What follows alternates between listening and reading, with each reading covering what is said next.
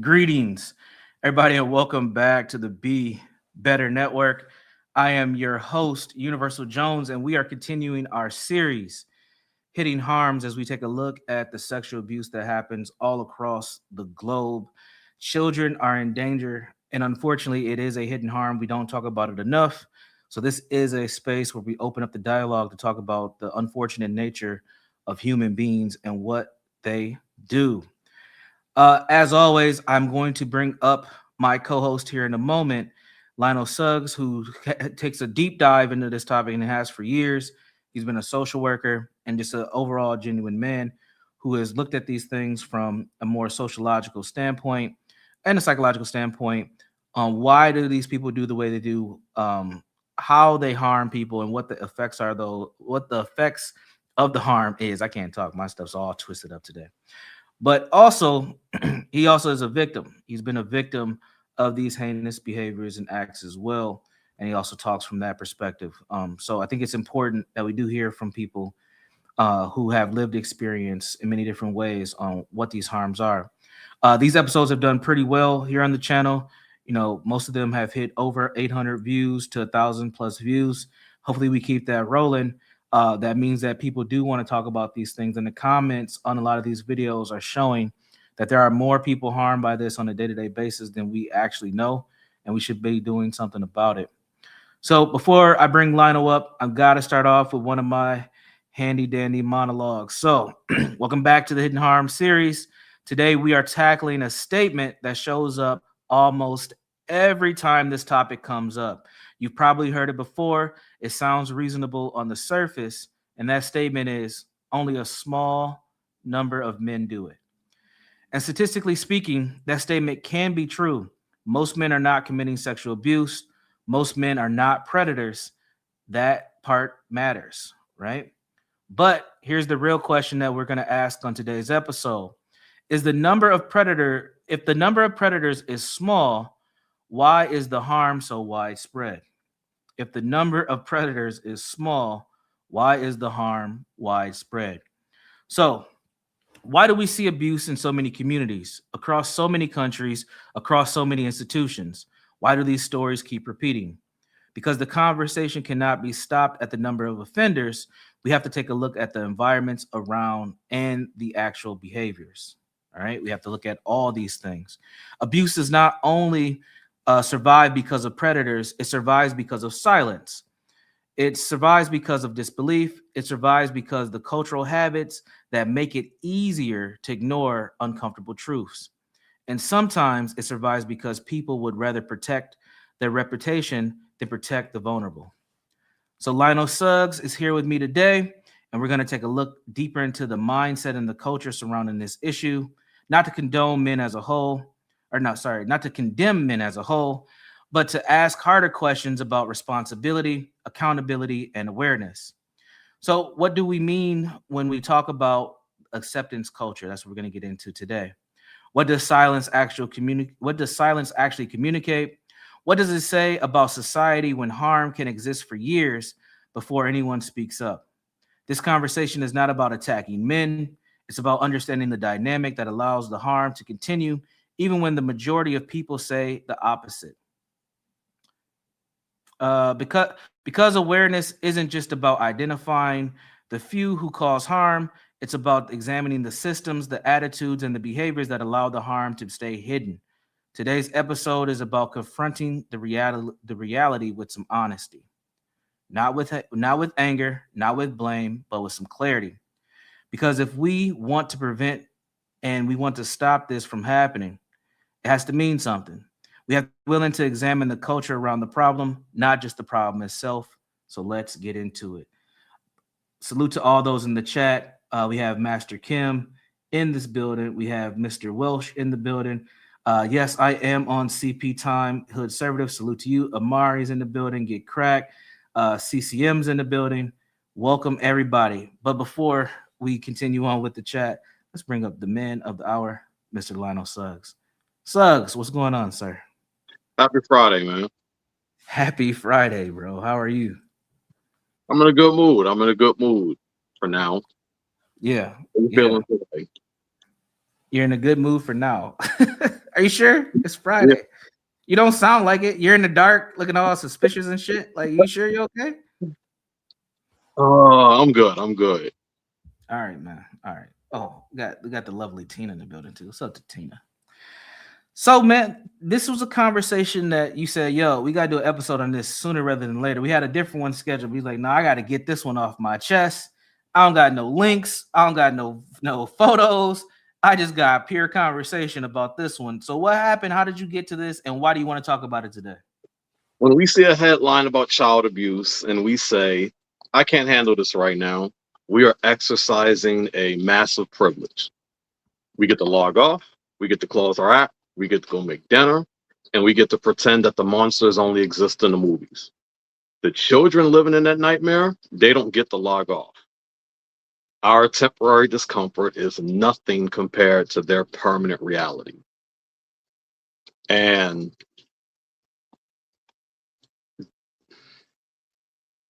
I was having a couple of conversations, and some of these conversations ended up escalating to a different topic. This is where we started to talk about the level of men that are engaging in these acts. I mean, people obviously, but the level of men. And I don't know if you saw before I go into that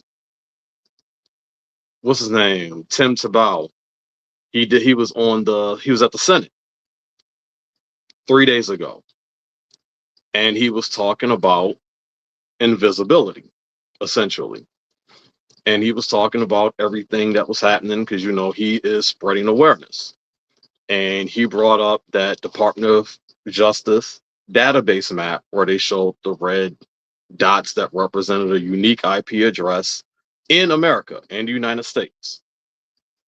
And if you remember, we brought this up episodes ago. When he showed that map, it was 110,000 unique IP addresses of people downloading, sharing, distributing child abuse porn. And this was all children under the age of 12. 3 days ago, when he showed the updated, and this is updated literally every month, but he showed the updated list from just last month, which showed 338,000 dots on that map. And he was telling us about how 55 to 85% of those downloading the images were also hands-on offenders in their real lives. And he brought up how the average offender has 13 victims in their lifetime. So it shows that digital dot representing a massive trail of real world pain. And I hear a lot of people say that this situation is rare. And then that becomes a very completely dismissive comment when you're talking about this. And when we're looking at an increase in digital footprints of abuse, it's like, how rare is this? Because they're just showing this country alone. Because in the last 2 episodes, we talked about the stats of how this is a global situation. This is a global playground. But when we're looking at just our backyard here alone, how can people be so dismissive? So this led to a conversation with another gentleman. And he brought up about how I'm talking about these conversations and how, but this only represents basically 1% of guys. And he said, you're repeatedly gathering high intensity examples and stacking them. Child homicide case numbers, Epstein files, influencers turning 18, the 12-year-old demographic, 6-year-old demos, the updates on the Department of Justice site, the Grok situation, the Telegram and connected networks. They basically told me how I was stacking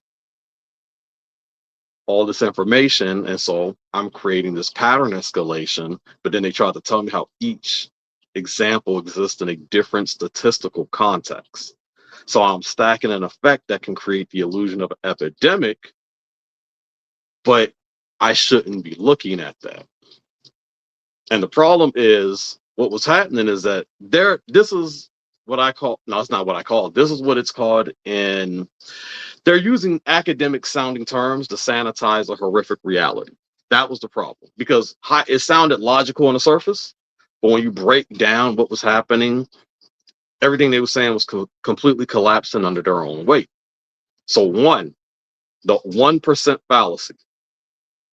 If we, and I'm always someone who plays on someone's counter argument. So we use the premise that only 1% of people are doing the damage. Look at the map. Population in the United States, around 335 million. 1% of that is 3.35 million. If someone told you that a network of over 3 million people in this country is actively exploiting, trafficking, and consuming the abuse of children, would you call that an illusion of epidemic proportions? No, you're going to call it a national crisis.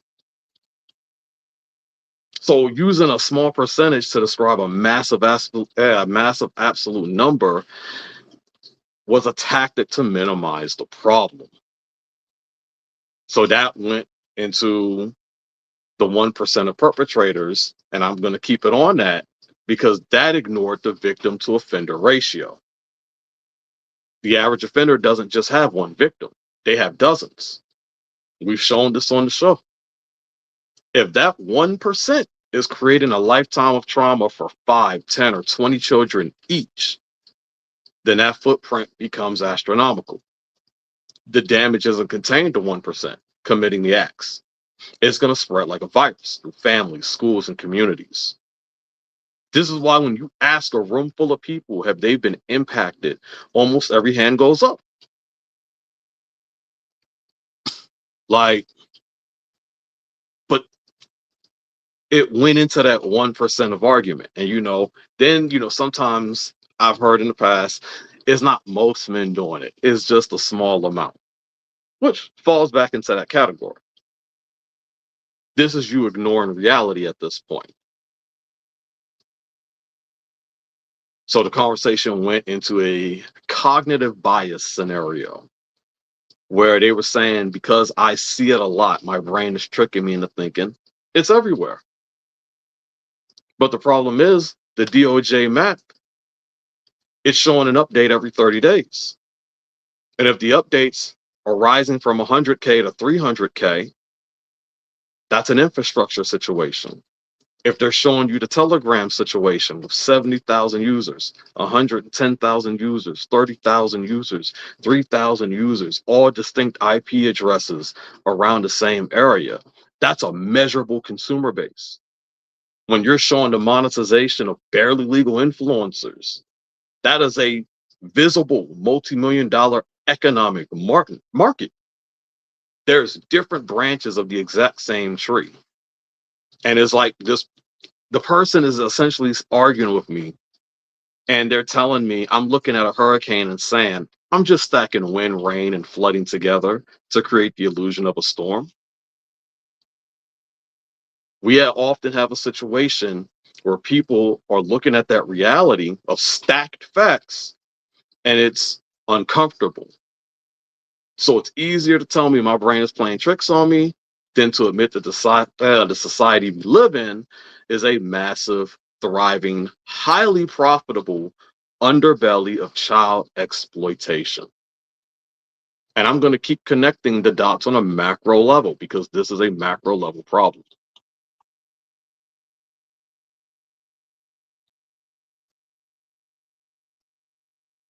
Absolutely. A couple questions popped up. I was looking for something to write on as you were talking. And you were talking, so let me clarify. The person you were talking to, was this a man, a woman? Who was this individual? It was a man. All right.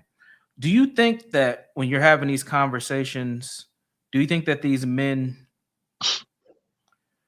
minimize it when you're having like direct conversation with them? Do they minimize it because they say, I'm not doing that, so other men can't do it? Like what's behind that thought to minimize it for men? Even if they, I can't say they're thinking that because I don't trust what people say. So If they're minimizing, I'm automatically suspecting you've been around it, you've done it, or, again, you're automatically part of the problem no matter what, because you should be angry about this topic. You should be taking it seriously. Minimalizing it, you become part of the problem because predators' currency is silence.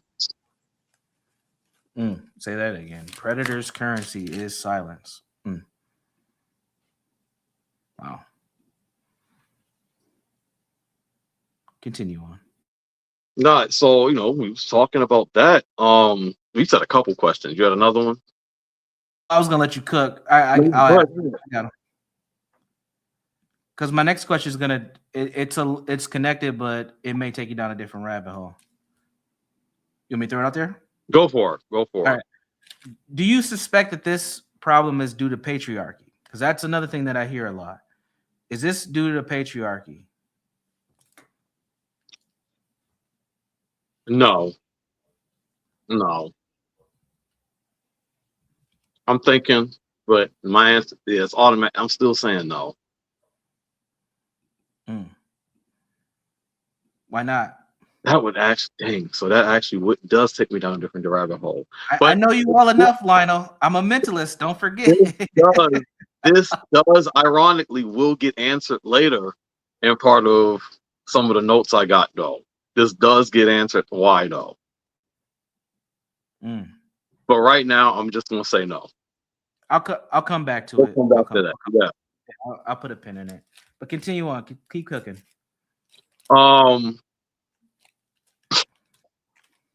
This conversation does continue, though. And now the conversation becomes a dismissal of data. So I'm bringing up how I have data from Korea to China, to Germany, to places in Africa, to America, to subsets of human trafficking of people. Kids. I don't just see a small amount of data. I see a large amount of people, however, ignoring the data. And the person will sit there and give me different agencies. They're like, these people are doing the work. But it's like, but I talk to people all the time, and they pretend this stuff isn't happening. Or they're doing it themselves or lying. And then this became a conversation about how I'm moving between three different claims without separating them. How trafficking networks do exist globally, that numbers involved are large in absolute terms, how large numbers mean widespread societal complicity or indifference, how that one I was taking a leap on. Then they tried to tell me how large criminal industries do not require a majority of participation. Drug cartels move billions. That doesn't mean most people are drug traffickers. Cybercrime generates trillions in damage. That doesn't mean most internet users are hackers. But then that's told them, well, you're missing the point. Because what they were telling me was they were using false equivalencies because they were trying to win the debate on technicalities while completely missing the psychological and social reality of how this specific type of abuse survives. And I started telling them about the proximity problem. Their analogies compare child abuse to external specialized criminal enterprises. Drug cartels and international hackers operate largely outside the normal social fabric. They are other people doing other things over there. Child abuse is an intimate crime. The vast majority of it happens inside homes, schools, churches, and neighborhoods, done by family members and trusted authority figures. Because the perpetrators are deeply embedded in society, the only way the abuse can reach the massive absolute numbers I keep bringing up is if the people immediately surround them are looking the other way. I brought up basically how they were confusing participation with complicity because they were telling me how large criminal industries don't require majority participation. They're right. But then that became a straw man argument because I never claimed the majority of society is participating in the abuse. I claimed that there was a widespread societal complicity and indifference. You don't have to be a hacker to allow cybercrime to happen, but if 99% of the people left their Wi-Fi networks completely open and password free while watching their bank accounts get drained, You would call that widespread societal complicity. That's what you're seeing when regular people pretend this isn't happening. When they feed the predators the outcome they want, silence. Their denial is the unlocked door that allows these actual abusers to operate freely. And then I confronted him with, you're talking about global data, conversations with regular people. And of course, I'm always going to say it. They either lying about it or they're ignoring it. This is the camouflage that this crime literally relies on. A cartel member is going to look at an act and say they're in, they're in a cartel. But if we're talking about the 300K IP addresses that the map was showing, or the millions of people funding these networks, these aren't comic book villains and secret layers. They're accountants, teachers, neighbors, politicians. The large amount of people ignoring this, you see, is society's defense mechanism against admitting that the monster isn't hiding under the bed, it's sitting at the dinner table. Cultural environment allows this data to exist, and you'll have people like this person that is trying to separate the statistics from the culture, and you can't do that.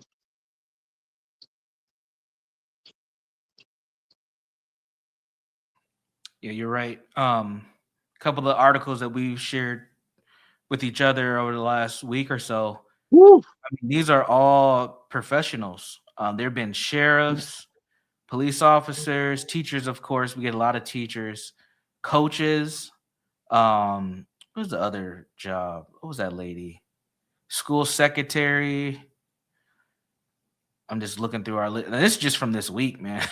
It's like there's so much of this It's happening. so much. A couple months ago. I think this might have been on the Thanksgiving episode that we did. I came to the realization when we were listening to that predator talk about his approach to doing this and his skill set. And I was like, man, I've trained so many professionals in my career. I mean, it's in the thousands in my career on things like social emotional intelligence, building capacity, cultural intelligence, these type of things that just given the sheer numbers, I've probably helped perfect some of the skills of these people. That was like a really fucked up moment for me. I'm not gonna lie. I understand. And I was like, fuck, man. Like I've and what really made me think of this was that guy that I shared with you all, that teacher who won the teacher of the of the year thing. Mhm. Like he's been to my trainings before. He's been in my trainings.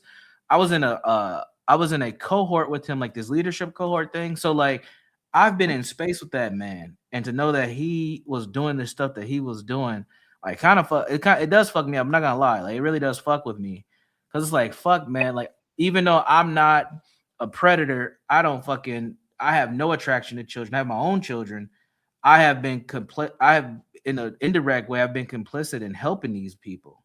One, by being silent, but two, by being a trainer, being a trainer, workshop facilitator in my space. I work in human services, social services, education systems, stuff like that.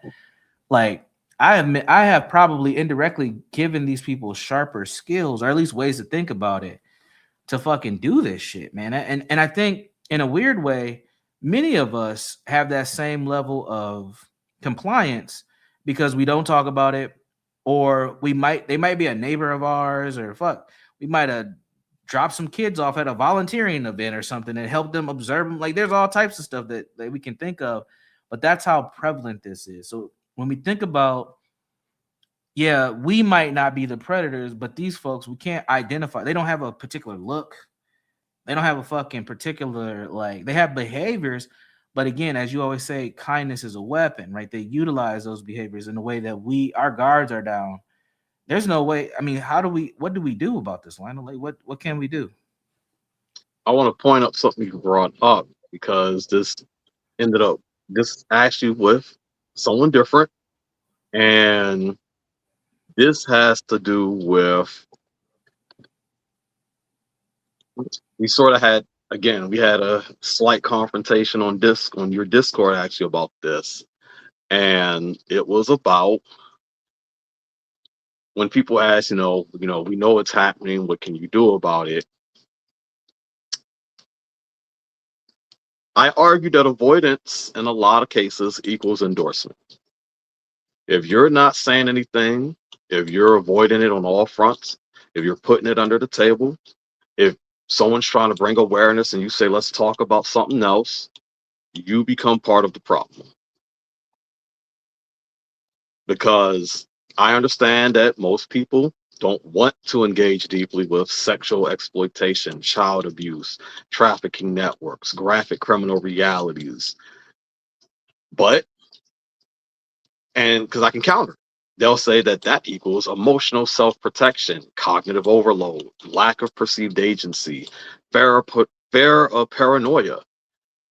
But that is part of the problem. You are endorsing this bad behavior. And you can call it an emotional response, but I am describing the functional mechanics of how abuse survives. An abuser doesn't care why you are quiet. In an ecosystem of abuse, silence is the primary currency. And I want to drill that into y'all heads. Predators rely heavily on the exact societal avoidance people are going to describe. The excuses they make.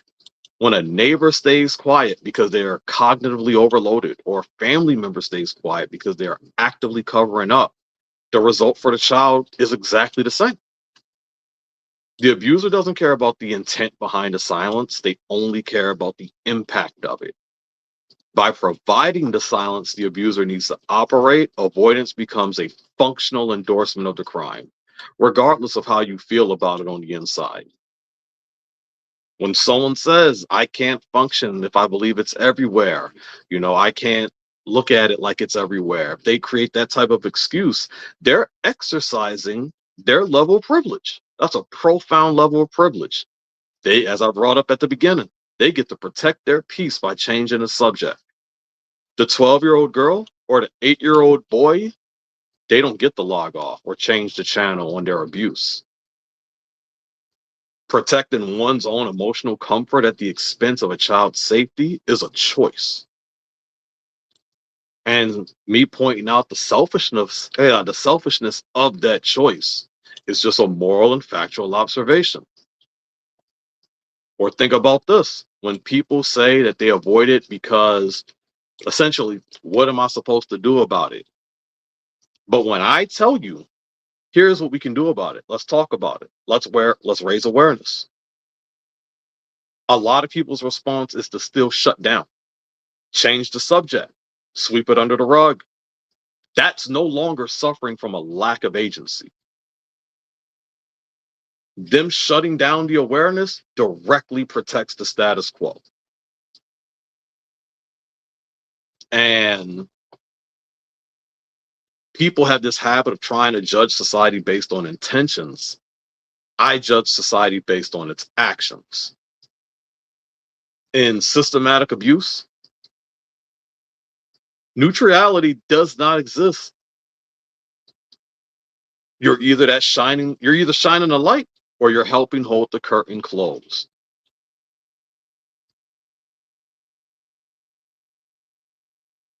What do you say to the people who feel like they don't have a big enough voice? No one's gonna listen to them. Their perspective is so minor, it doesn't matter. What do you say to those folks? Sure. These are the people that's actually trying to speak up. That's what you're saying? These are the people that's trying to speak up? Yeah, sorry. Yeah. No, every little bit helps. Every little bit helps, Hell, you leave an ember in the forest for a while, and what happens? Can turn into a wildfire. Mm-hmm. Don't think that little voice isn't doing much. It's doing something. I guarantee that. So that reminds me of you. Now, I'll be honest with you, Lionel. You were my favorite person when we first met. I thought this nigga's crazy. That's what I thought. I'm not gonna lie to you. This is a crazy Negro. And I'm like, man, what is wrong with him? Like, we'll be talking about anything, sports, Instagram model, whatever. We'll be talking about whatever, and you'll just swoop in and start talking about child abuse, and everybody be like, "What? Wait, what happened?" We'll be in a VC, just clowning around, having a good time, watching a panel together, watching a movie, watching anime. We'll be just hanging out, and here comes Lionel, child abuse, child abuse, child abuse. So we're just like, this dude is crazy. It's a crazy Negro, and but at some point it clicked for me, right? It's like, okay, there's a reason why he keeps doing this. It's not because he's weird or he's angry at us or he doesn't like us. He's trying to get us to pay attention. He's signaling. And you caught my ear. I don't remember when. I just remember it was probably like May or June of last year. You caught my ear, and then me and you started actually talking about this. And it was uncomfortable. It was weird, but I understood it. And I think what really rubbed a lot of people the wrong way is that how open you were about your own experience being victimized. That really makes people uncomfortable, like really uncomfortable, because they don't know what to do with that. It's like, okay, these things happen to you. And I'm be honest with you, Lionel. The stuff that I've heard from other people who've been in those conversations with us, they'll say stuff like, "Oh, he's just a victim. Like he's just been hurt. He needs to get over it. He needs to move on." And I wonder if that's part of why we don't have those conversations, is because if you have been victimized, you get shunned, right? It's almost like I don't want I don't want to minimize the events that happen to people, but it's like you're being re-traumatized by the situation, because when you're trying to talk about it, people are discrediting you or shaming you for speaking up. But then two, it makes people feel uncomfortable because of the nature of the conversation. Like we're talking about inappropriate behavior, like we're talking about victimizing children, like to the one of the worst degrees that you can. What do you say to folks like that who struggle to have a voice, whether they've been a victim or not, and having these kind of conversations on a regular, not a regular basis, but just in the open? And that was not a poor, that was a very poorly asked question. I do acknowledge it, No, because I'm I thinking got out you. loud as I'm asking. But I do. did you catch what I was saying? So that's why I write stuff down. I'm like, that was not asked well. Um, first thing, I know, generally speaking, people, they might know one person that's as rash or as brash as I am. Everyone isn't about to just come up and talk, So I get it, and I also pride myself on being very consistent. Um, if you're comfortable talking with this with some people, and they're not comfortable, say it anyway. Get it up. Talk about it. They might know someone that they can point you to that can give you that medium to bring this up. Talk about it with people you're not comfortable with. They might offer some perspective, but the goal is to talk, because your actions will show what's happened, unfortunately. And you'd rather be able to let this out than be on some self-destructive journey or self-harming journey or harming others type situation. You need to talk. Open up that platform. And sometimes you need to hear a group of people say it wasn't your fault. Because 9 times out of 10, you're thinking it was your fault. You're the one to blame. Because society is going to tell you you're the one to blame.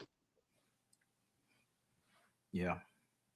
And just, talk. Again, I know, I hear people, you literally can see it, how people be like, yo, can you talk about this somewhere else? Hey, Yeah. Can you understand? I've seen people say stuff directly to you. Like, and I just roll my eyes. And then what do? I keep talking. I've seen it. Or I've seen it where you come in and you leave and you're like, thank God, light on left. It's like you just dim the whole mood. And I get it. Don't get me wrong. I get it. But then I shut back up and I'd be like, look what's popping. Yeah. You're very consistent. I will say that. And but you have to be. Because it is important. Because it's like, okay, this is a cool area, decent-minded people. This conversation isn't being held. Okay, we're gonna have this conversation.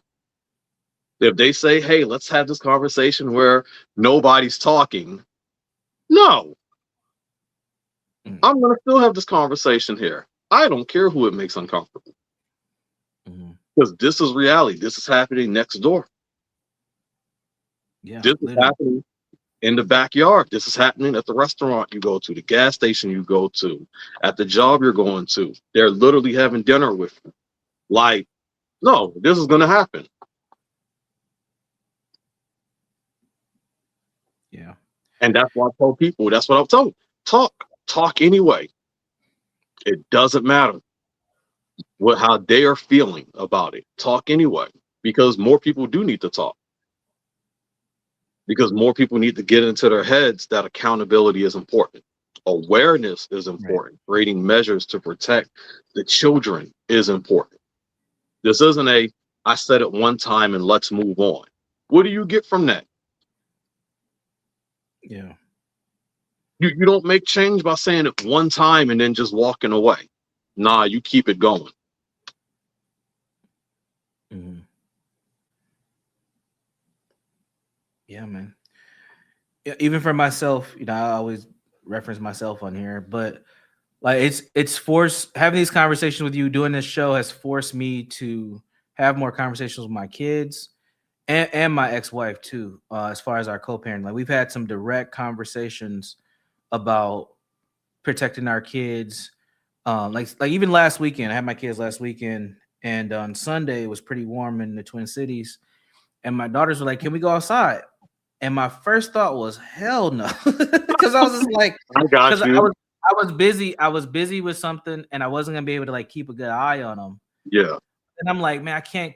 I know my level of fear cannot um stop them from being kids. And they're asking Exactly. me to go outside. And in this digital world, you want your kids to touch some grass. Hmm. So I was like, I'm not even joking. My initial reaction was like, hell no, y'all ain't going outside. I didn't say that, but I thought it.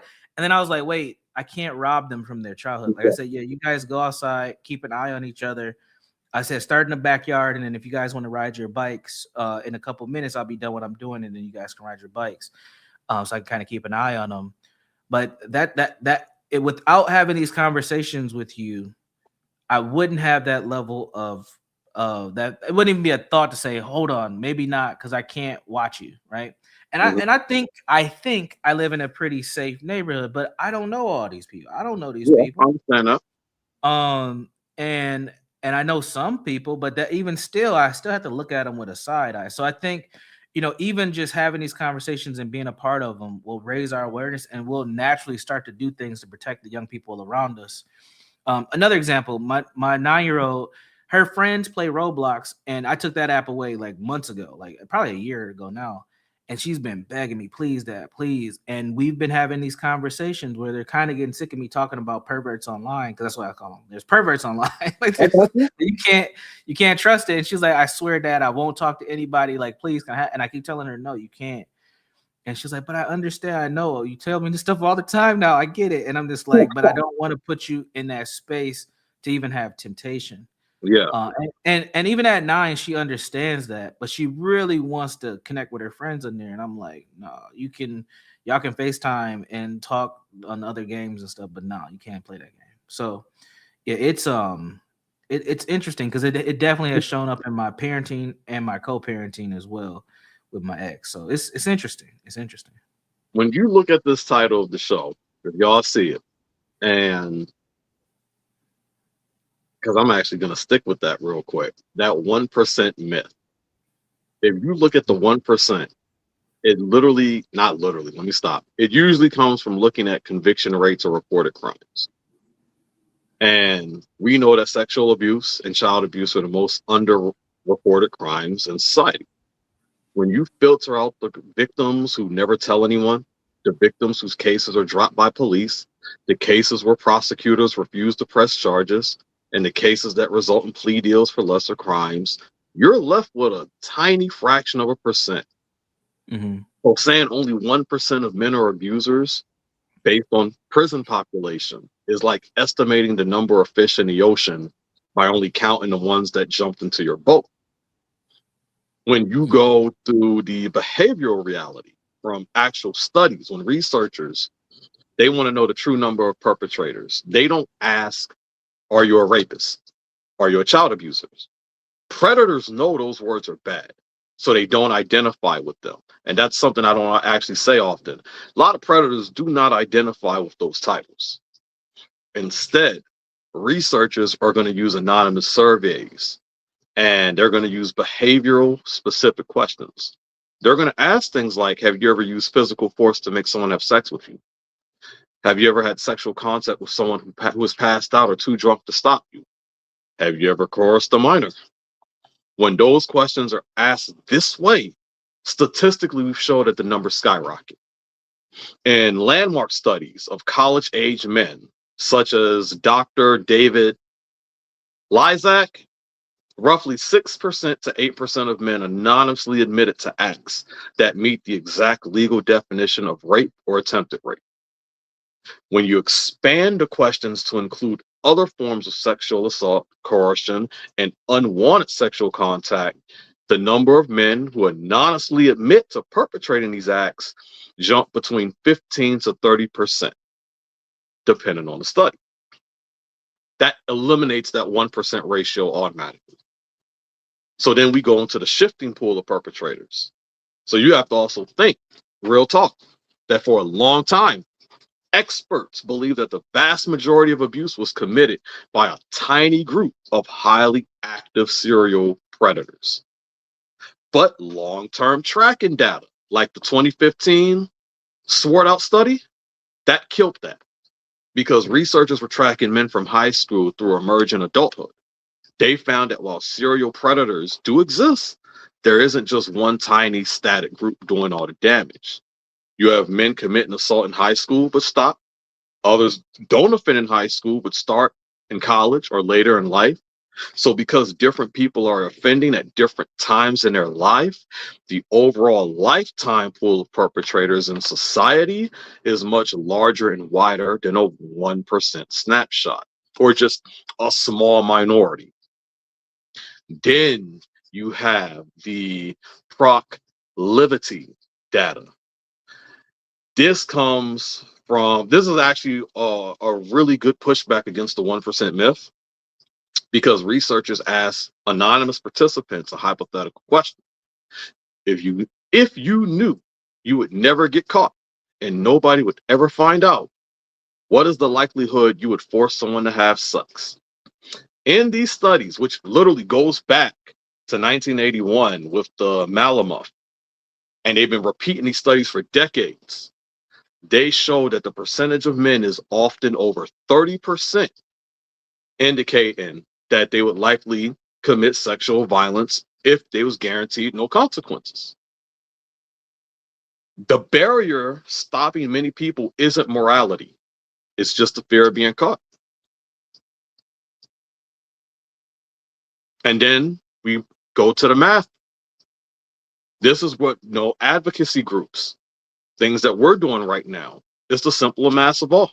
If 1 in 4 women and 1 in 6 men experience sexual violence or childhood sexual abuse in their lifetime, if 20 to 25% of the global population are victims, it is mathematically impossible for the perpetrator pool to be restricted to just 1% of the population, especially considering that the vast majority of abuse is committed by family or someone you trust, not strangers hiding in the alley. Anyone that wants to say that only a small group of people or men are doing this, they're just trying to protect their worldview from collapsing.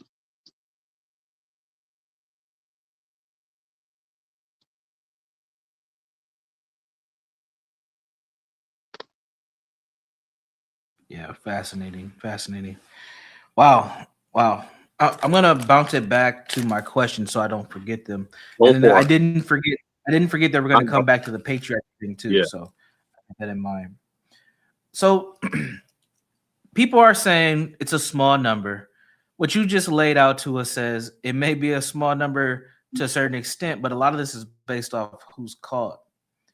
What does it say about perversion and human nature? Today we're talking about men, but as we know, as we've done this series so far, women are also predators, Yeah. right? But what does this say about human nature? Is there something inside of us that makes us predatory in nature?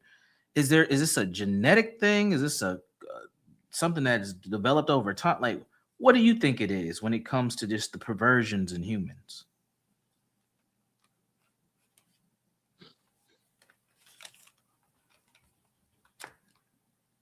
Man, people are sick. Man, that's one of the reasons when I switched my my focus in school. And this was me thinking before. I was like, what can I do even when I'm old? Because I realized at the time I'm probably not gonna get retired. Like I'm not gonna get like Social Security. I was like, what can I do to the day I die? And I was like, you could probably be a psychologist forever because people are sick, man. Like, say more about that. Why? Why? So remember the video we opened up with on the last episode? I opened up with a very extreme video. And we talked about the young girl who was sitting in class who had a psychotic episode. She had a whole breakdown in class. And then she told us that her family was raping her. Yeah. Father, biological father, grandfather, brother, mother. And then when they went and asked the younger sister, she said the same thing was happening to her. So you got a family doing this to their daughters. It's like I said, it's sick. I don't want to make the again. I said it. It was an extreme example, but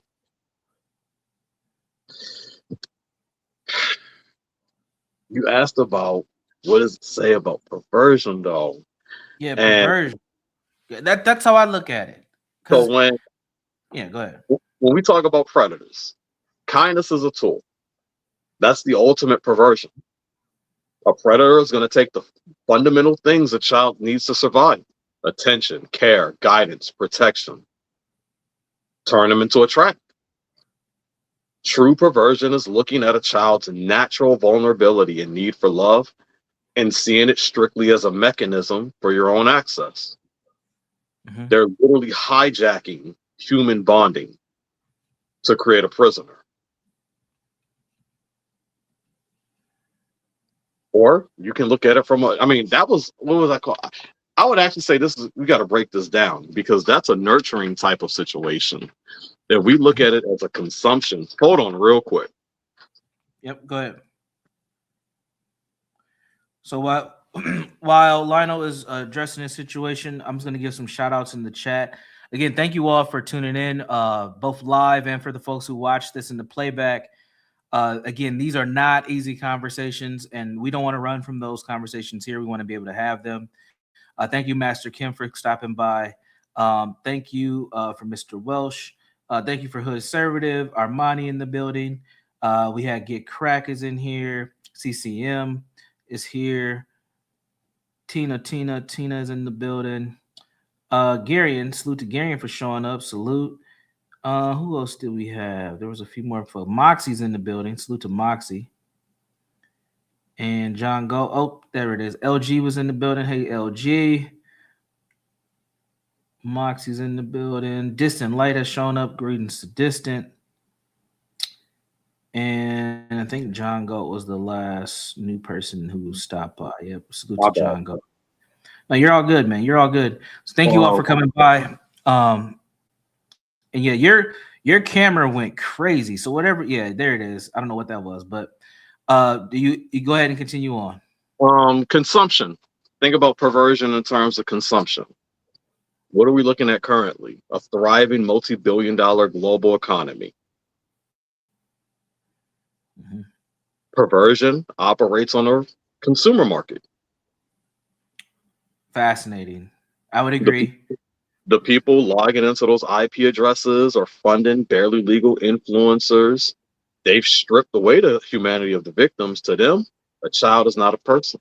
A child is a commodity, a digital project, fraud. Over that too, a digital product to be consumed, traded, and discarded. It's the extreme of entitlement, and it is the belief that another human being exists solely for that gratification. Community, we can look at perversion as a community situation. Perversion just doesn't stop with the abuser, it bleeds into the society that allows it to happen. When a community decides to protect the nice guy's reputation of a youth pastor, coach, or family member rather than believing a terrified child, that is a perversion of justice. When 80% of the room watches abuse escalate and decides to do nothing because it's not in their business, that is a perversion of community. The fact that society values its own emotional comfort, the privilege of looking away, more than the physical safety of its children, show how deeply it goes. The abuser perverts the child's body. The silent society perverts the concept of safety. That's why I said this could be looked at as layers. People sick, man. What you say? We're cooked. Yeah, I say we're cooked all the time. I'm supposed to be more pessimistic or more optimistic, but I end up being more pessimistic on a lot of things. Even had a Freudian slip there, where I notice behaviors over and over and over, and I hear rhetoric, but I don't see behavioral change. And we Yup. can talk about these things all day, but if you're not going to change the behavior, you're just talking in circles. And this is what we get in a lot of these panels. Not to go all Boyd on you real quick, but Go like for this is what we see in these panels, man. Is like people talking in circles, but no behavioral change. Talk about it because having communication in our society looks like being busy and having action, but those are different things. And I think the rhetoric, and even as a matter of fact, let me just go in right now. Fuck this. Like we have a lot of people in these spaces who support these predatory behaviors. And I've seen, even recently, and I was getting attacked in a chat from a very popular person uh in this space because I'm saying you should not want to have sex with a 16-year-old. And all the guys were calling me a simp and being weird. And I'm like, wait a minute. I'm wrong for saying don't have sex with a 16-year-old. And these dudes are up here saying, no, well, she knows what she's doing. I don't care if she knows what she's doing. Where, as a man, where do you draw the line not to try to have sex with a 16-year-old? That is weird to me. I think that that's weird. And then to have multiple people support that and then attack another man for saying that's not good behavior. I mean, it highlights what we've been doing here is that we have a culture of acceptance to this. So just because a 16-year-old girl is dressing in a way that's showing that she may have some sexual desire, at some point you got to have some goddamn control or you don't want to have sex with a kid. That's weird to me. Now 26 is different. 16 is way too young. Bro. I don't I even agree. think 18 is good. I think that I is agree too. bizarre. Yup. That is bizarre. I don't know, man. Maybe I'm just not cut out for this stuff. I don't know. Maybe I am wrong. Maybe that's why I asked you about is there something about human nature? Maybe me and you are the odd people out that don't want to have sex with kids. Maybe this is We just who humans are. Like what we the sick. hell's going on here? Man, we sick. Yeah, we're the sick ones. And I know Moxie seen it because the actual panel that I'm referring to, you were in the chat that day, and I think you were like one of the few people who was like, no, this shit's weird. Like, what's wrong with you guys? There was like three of us in there, like, this is odd. Everybody else is either joking and laughing or going along with it. It was crazy. So maybe we are sick, Lionel. Maybe we're the problem. I mean, I even hate to even laugh right now because I'm dead serious. There's something wrong with this. I mean, I think this was last night. No, I had a conversation this morning with John Go. Salute to John, and he was telling me that he was observing the panel last night, and these dudes are on the panel like, yeah, I would encourage hitting a teacher, hitting, being and having sex with a teacher. If you're in middle school, high school, like, yeah, you should be trying to fuck your teacher. That's what they were saying. And I'm using that language because that's the language they were using. And he was No, just like, yeah, he's like, that's what we he's said. asking me, what UJ, what's going on? Why are people what's going on with this? What is this? I don't have an answer for John on the phone. I don't know, John. Something is wrong, but maybe we're wrong. Maybe that's what people are supposed to do. I don't think so.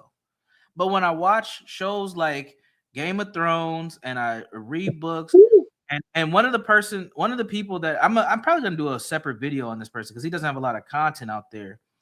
There's a guy by the name of Lloyd Dumas, and he has this concept of theory called psychohistory, and he looks at the perversion of human beings and the amount of sexual abuse that has happened over time.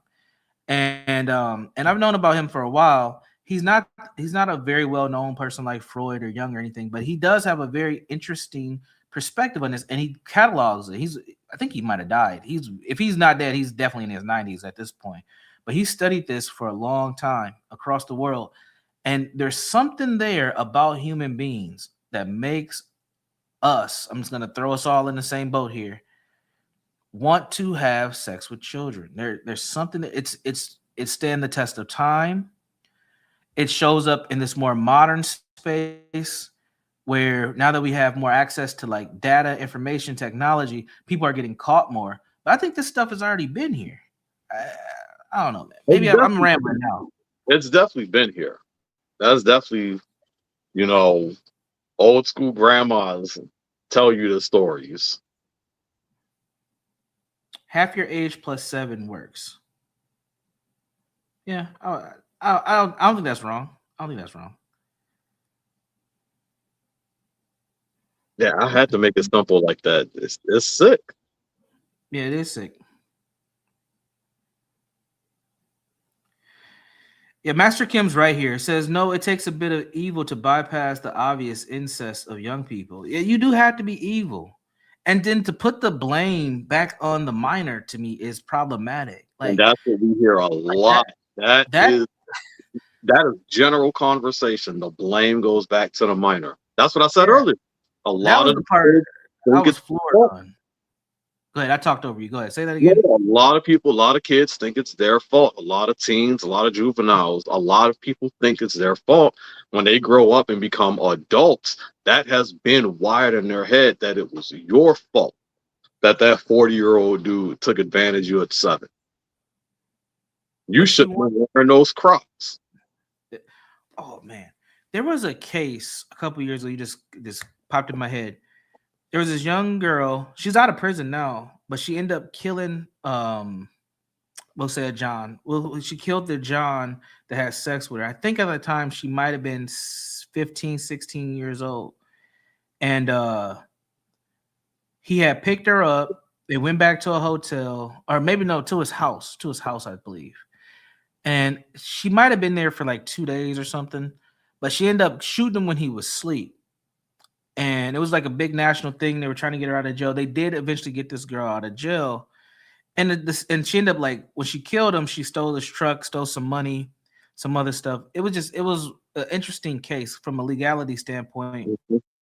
because she did murder this guy, right? But under the circumstances, she was in kind of like a captive state. Oh man, I gotta find this case. He was. You know what I'm talking about? I think she was in I do Ohio. know what you're talking about. I know how they'd word it though. What the hell was that girl's name? Damn. Anyway, continue on. Um, but yeah, that's how when you're wired to think that way, you think it's your fault. But society, and I say society, will tell you, yeah, that was your fault. You're already been wired to know a lot of kids think it's their fault. And this goes unnoticed by the parents. This goes unnoticed by just everyone, unfortunately. But then when they do try to tell you because they have data that shows kids will try to tell you in a certain type of way. What happens? They're met with aggression. They're met with ignorance. They're met with silence. They're met with everything but compassion or empathy. And so it only enforces the ideology that it's their fault. And of course, you hear this on panels. You get to hear this in real time. I found it, man. Have you heard of the case of Centonia Brown? Does that ring any bells for you? No, I know some of it. Yeah. Oh damn, I didn't know they made a Netflix documentary about this. All right, I'm gonna show. I'm gonna pick one of these videos that's not too long, but this was a fascinating case for so many reasons, man. I was just like, damn. Um, damn. I'm trying to just find something that's like not like 10 minutes. Yeah, this is some tragic shit. I mean, again, and this just shows like kind of how I've always built my channel. Um, like everything that happened was the wrong thing. Like this girl, her family situation was fucked up. She ended up being trafficked. This guy's having sex with a 16-year-old. He knew her age, everything. She ends up murdering him. Then she's on the run. Then she's in the system. It's just like everything that can go wrong went wrong for this person. And it's like, and then you get people who just like want to blame her. Like to me, it's just insane, bro. You want to see the clip real quick? You want to see a clip? Go. Like this was a big story. This was like a national news thing. This how old was it? 8 years? Damn, my memory's crazy. This was 8 years ago. All right, folks. We're about to shift gears and check out Centoia. I think her name is Centoia. I think that's how you pronounce it. Centoia Brown. I have a lot of stories in my head. Yeah, that's what this all reminded me of. This unfortunate situation here. Let me get this fixed here. One second, folks. Some production here. All right. So this is the Centoia Brown story, everybody. We're gonna check this out. Let me know when you want me to pause it to chime in. Just say pause. Go for it.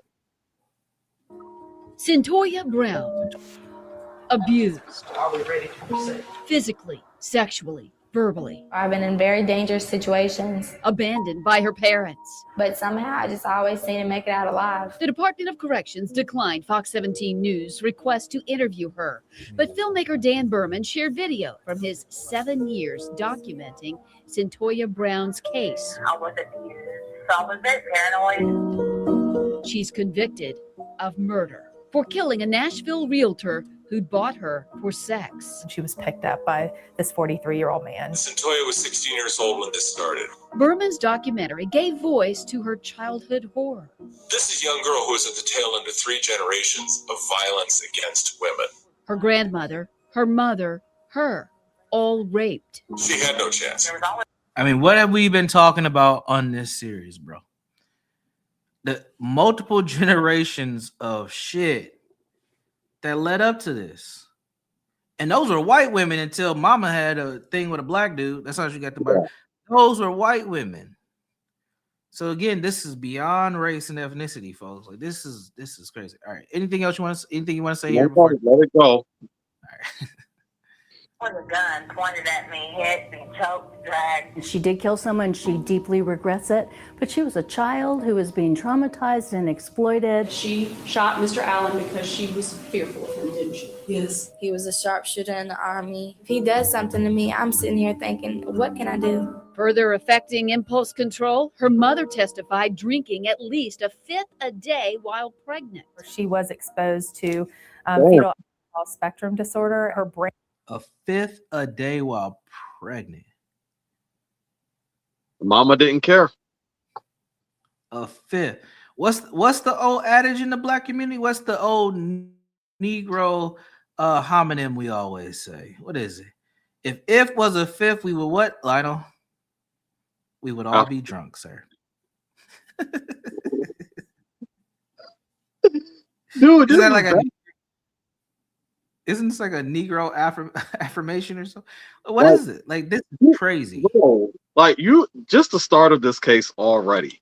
This shouldn't have went to trial. You know why? Well, they might, if they don't say why, I'll tell you why it did. But I think they might get to it because I'm not gonna spoil it. I'll just hit play. Go for it. Brain was actually affected. There were brain scans that were done. She was being sex trafficked. The pimp's name was Cutthroat. The only time that I would ever be considered for parole is after I served 51 calendar years. I would be 67 years old. A young girl today would not be in prison for life. It really does feel unjust. Berman's film on Centoia helped change Tennessee law for children like her in 2011. I like to believe that our film had enough oomph in it to help kind of jumpstart that conversation. Today, anyone 18 or younger can't even be charged with prostitution. No such thing as a child prostitute or a teen prostitute. We've had to have a cultural mind shift. If Brown's case were heard today, the court would treat her as a child human trafficking victim. Though Berman's not involved, there are now plenty who want her set free. There is a very dedicated group of people who are working on a clemency campaign. All we can really hope is that the governor and the parole board will really look at the unique factors of her case. Unique factors like the work she's done behind bars for years. I can create opportunities where I can actually help people. Here she is in graduation pictures from Lipscomb University for an associate's degree. She's now working on her bachelor's while working side by side with the courts and the juvenile justice system as an unpaid consultant, a friend of the system. She has used her experience to be able to make things better. We'll see you in the morning, young lady. I want a second chance. Yeah, they skipped over a whole lot, sir. But she did get a second chance. Very fortunate for her. She got out. I think she got a book deal and she does speaking and stuff now. But they didn't talk about the case, which is fascinating. The reason why this went to court is because the guy had sex with her. He had fell asleep. She went and retrieved a gun and shot him while he was sleeping from behind. So it wasn't a self-defense case. It wasn't any of that. And then she stole his truck and money, and that's how she left and escaped. So they were saying that this was a predetermined murder, and she planned to kill. like, isn't this crazy? This is crazy, bro. We're sick, man. Yeah, I know. So that's why this went to. That's why she got arrested, because she was found guilty of murdering this man, even given the circumstances. Yeah, we're sick. Yeah, legally that's a murder. Ain't no way they looked at this situation. No, matter of fact, they did look at that situation and said, no, they did early too. That case took a while. That was not a open and closed case. Mm-hmm. And it took a lot of shit to get her out. A lot. Mm-hmm. He's speechless. He doesn't even know what to say. But this is, I mean, this case, and I highly encourage people to check more out. I'll put her name in the chat. You can just search her name and find tons of information. Like, this was kind of a big deal. Because like I said, I remember some of it, but it's definitely old. Yeah, this is old. I mean, that little clip that we seen was 8 years. I mean, damn, time is flying. That was 8 years ago. It don't feel like it was that long ago, but yeah, it was 8 years ago. But yeah, man, this case highlights all the things that we talked about in this series, plus some, where you have these fragile family dynamics. You have these kids who are out here trying to survive on their own. You have the human nature piece of sex. One, sex being a survival tool for people, but especially for girls. Mm-hmm. And then two, the sexual predatory nature of humans, where you have this 40-year-old realtor and former Army vet sniper who wants to have sex with a child. And he, by the way, in the case, he knew that she was 16. She never lied about it. She was just trafficking as a young girl. And I think there was another girl involved too. She had a friend, but I don't know. I remember another girl being involved in this case too. But they were both under fucking 18. Doesn't even matter. They were both under 18. So he knew. And yeah, under those circumstances, she found a way to escape. And she did kill a man. Like, she did shoot him in the back of the head. One shot, one kill. And technically she took the stuff too. But like, this just highlights all the things that are wrong. You know, this is not like a monster. Yeah. And Moxie's right. That's what I was gonna say too. She was in jail for a long time. Like, when she got out, she was pretty much, I think she was like 31 or something. Yeah, she did 15 years. So, but go ahead, Lionel. I cut you off. Would you what do you call it? There was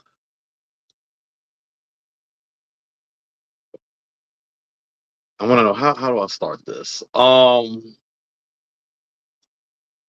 Grooming. Dr. Elizabeth Jajelic and Dr.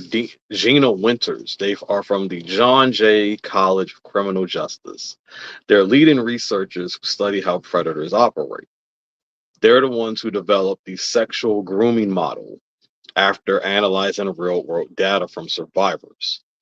And before I talk about this, I'm bringing this up because this is a study that shows how parents constantly fail to see how their children are being groomed. And they have talked with numerous parents and non-parents to see if they could tell if a child's been groomed. And overwhelmingly, the adults fail.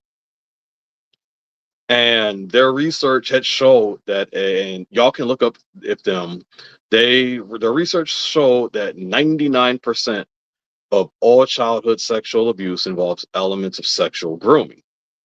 It is the standard operating procedure. They identified 42 specific red flag behaviors used by predators. Like I told you, systematic assassins. They're tacticians. Survivors reported experiencing an average of 14 to 15 of these distinct grooming behaviors before the actual abuse happens. And there's a lot of signs. You can play that if you want.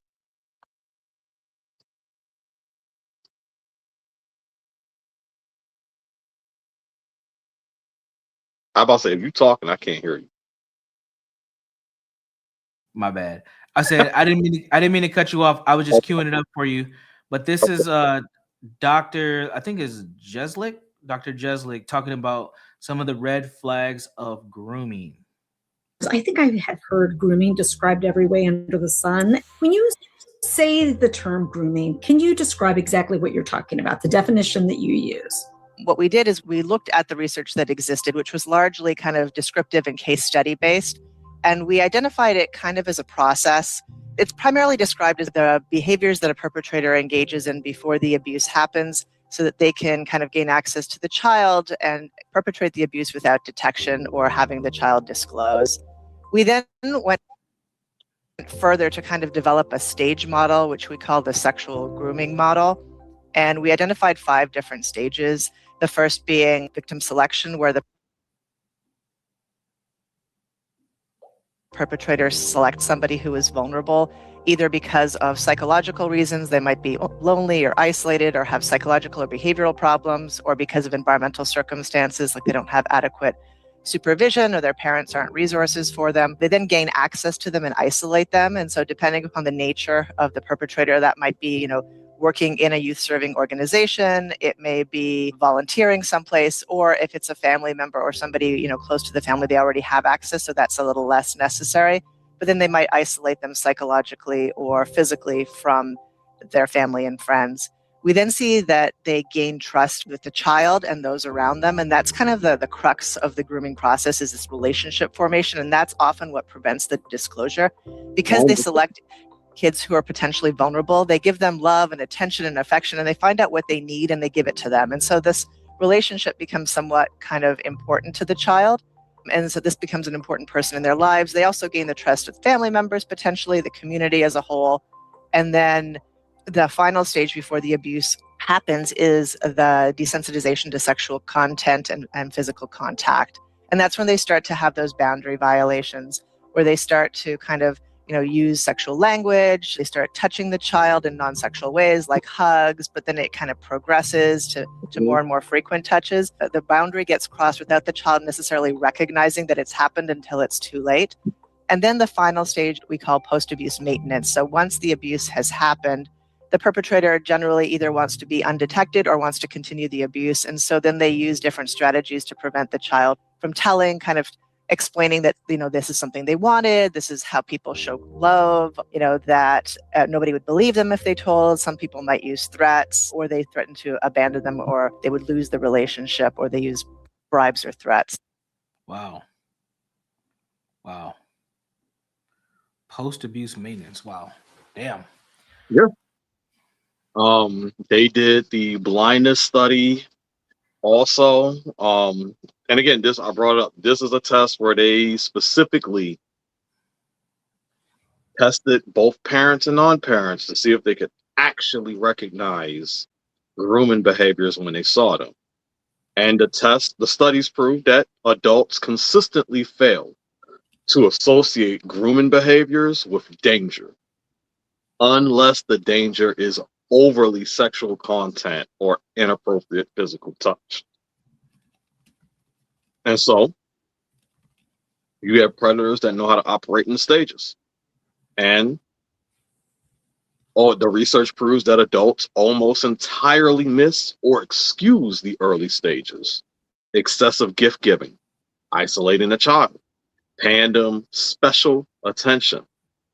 And because the predator masks these actions as kindness or mentorship, parents don't see the threat into the abuser is already in the final, I gotta say it this way, in the final stages of their plan. Yeah. And then when you ask, why didn't the child just say something earlier? I know you've heard this before. They mostly from guys, and I gotta put men on blast because it's mainly them that say it. But obviously people say it in general.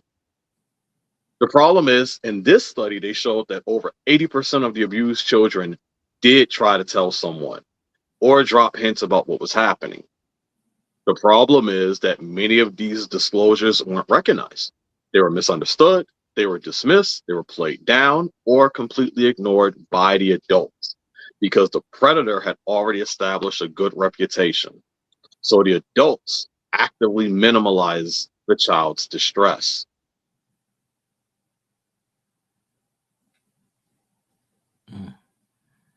Wow.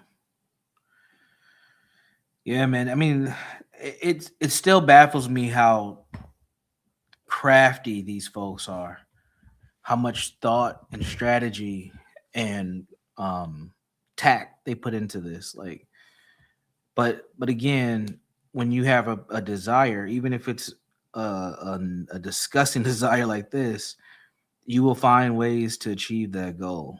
But and these people, that's where the silence comes in, because that's their currency. They want you to be silent, and they rely on the victim to be silent, and they rely on the guardians and the people around to be silent. So when you don't say nothing, now you're becoming part of the problem. I do want to bring up that they have data on the fact that they looked at the National Sexual Assault Hotline, specifically looking at the abuse within families.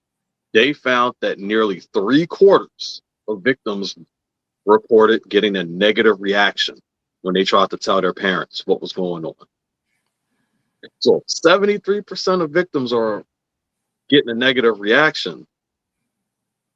How you think that's rewiring their mind? Right. Then that included adults changing the subject or getting angry in a child.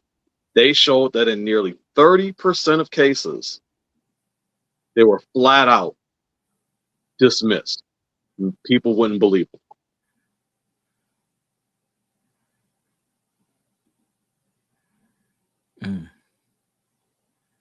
Yeah, man, it's kindness is a tool, not a character trait. Yeah. So I want you to take that, and I want to bring up, there's a psychological study. I don't know if you've heard it. It was the bystander effect. Yes. And the bystander effect is heavily applied to modern sexual assault prevention programs. I actually have a good video to play on that too. Go ahead, I'll find it. And they call this the diffusion of responsibility. Everyone assumes that because there are other people around, someone else will handle it. Society doesn't have to be full of active monsters for abuse to thrive. It just has to be full of people who assume it's not their job to step in. Right. Yeah. They showed, and they did the survey. It has tens of thousands of students across the country. And instead of asking people hypotheticals, they asked the victims of assault and unwanted sexual assault contact what actually happened. This data had consistently showed that in situations where bystanders were physically present while the harassment or assault was escalating, only 20% of those bystanders actually intervened. 80% of the time, people will just watch the build up to an assault and do nothing. It's crazy. Yeah. They had the Vermont Male Attitude Survey, and this was on domestic and sexual violence. And they asked a pool of men hypothetical questions about when they would step in. They read men in a scenario, basically of a man abusing a woman in public. And if the man was verbally abusing and aggressively yelling at the woman, only 7% of men said they would intervene. Most of the men said they wouldn't step in until the dude actually punched her or pulled the weapon. Mm-hmm.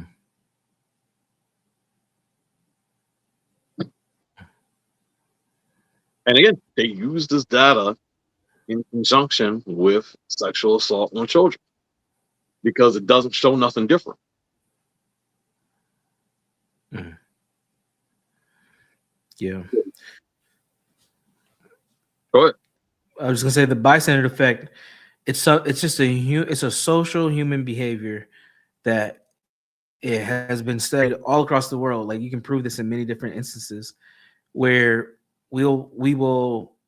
something will happen and people are less likely to assist. And it also depends on social factors, social dynamic factors as well. Like women are more likely to get help versus men. How you're dressed plays a role too. If you are signaling a status, you get responded to differently. And they've also looked at it from a racial and even a colorism standpoint as well. I'm going to actually show a video on this to highlight what we're saying and give a visual, because I do think this is important. Now, we're not going to watch a video on child abuse. We're just going to look at the concept in general around the bystander effect. Street in New York City. If you were unfortunate enough to be the victim of a crime or taken ill unexpectedly, you might think that surrounded by all these people, someone would intervene. After all, isn't there safety in numbers? Psychologists say no. Research suggests that often a victim is less likely to receive assistance when surrounded by a group rather than a single bystander. When people are in a crowd, it's easier to pass the buck. It's what psychologists call the diffusion of responsibility. Liverpool Street Station in London, a busy thoroughfare for commuters. Unknown to these passers-by, Peter is an actor. As part of an experiment on bystander apathy, he's pretending to be ill. Help! Help! How long before he gets help? Please, somebody. Help. Help me, sir. Please help me. Helping would be inconvenient or even risky. He lies there for more than 20 minutes and no one raises an eyebrow. Please, somebody help me. It's always very distressing to watch situations like this where people are obviously suffering and no one's actually helping them. But what we have here is two conflicting rules. One is the rule that we ought to help, and the other is the rule that we ought to do what everybody else is doing. And here you have effectively a group of strangers who are exerting the pressure not to intervene, not to help. And it's very difficult to rebel. Ruth, another actor, takes Peter's place. How long before she receives help? Look at her.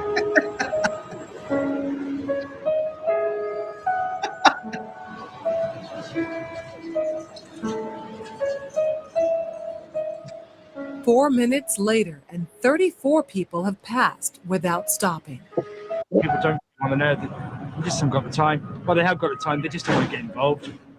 Unwittingly, these strangers have silently formed a temporary group with a rule: don't get involved. They're afraid to stand out from the crowd and won't take action if no one else does. This woman has clearly spotted Ruth, but she conforms to the rule and does nothing. Watch what happens, though, when someone else helps. You all right? You all right? Yes, thank you. Sure, you look a bit She suddenly finds herself in a different group with a new rule: to help. You gotta shut up. She don't look well, does she? You alright, yeah? What's wrong? I thought she was dead. Then I sort of checked to see if she was breathing or not. And I looked around and I couldn't believe that no one had noticed her, because there was a bloke sat there just absorbed in reading a newspaper. This time, Peter's dressed as a respectable gentleman. Now that his dress is in keeping with those around him, how long before he's rescued? Hello, sir. How are you today? I'm all right. 6 seconds. She even calls him sir. And suddenly, everyone's a good Samaritan. Do you suffer from epilepsy? No. Why you're lying on the floor in the rain? Because he's part of the right group. Everyone wants to help. I would just hate to be in his position of feeling ill and nobody helping and walking past. So I'd just like to check that he was okay. And I thought, just to be funny, notice the black lady helped him real quick. But it's wet, so he must really be ill because he's going to ruin his suit anyway.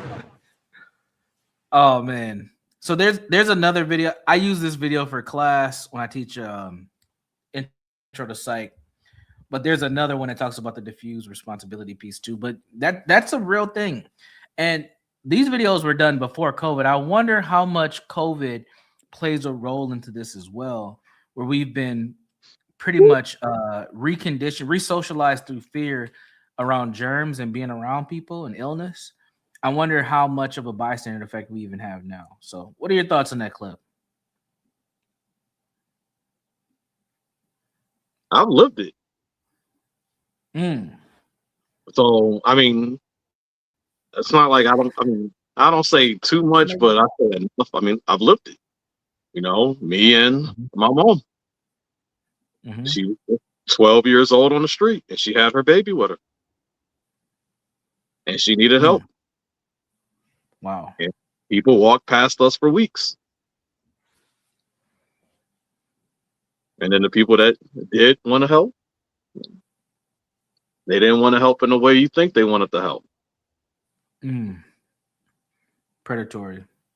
So,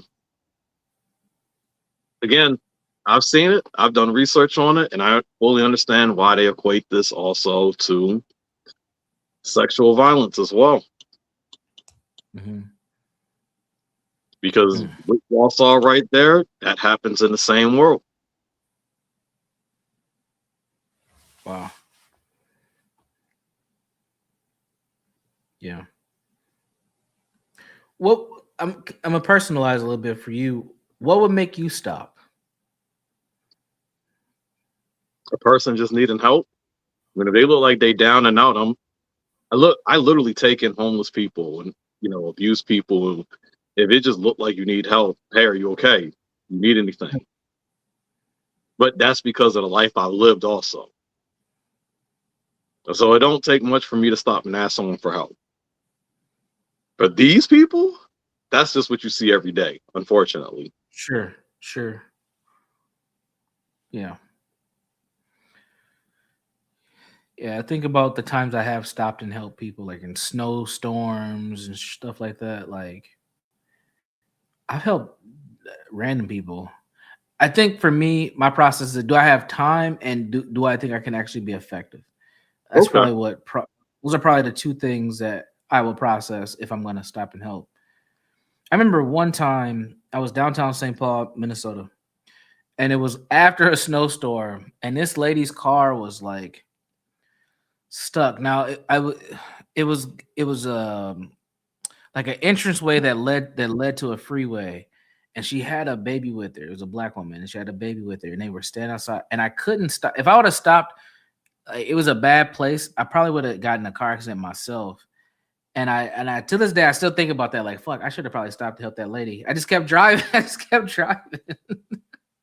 And I was like, I should have stopped. It was too late, and I didn't go back. I just kept rolling.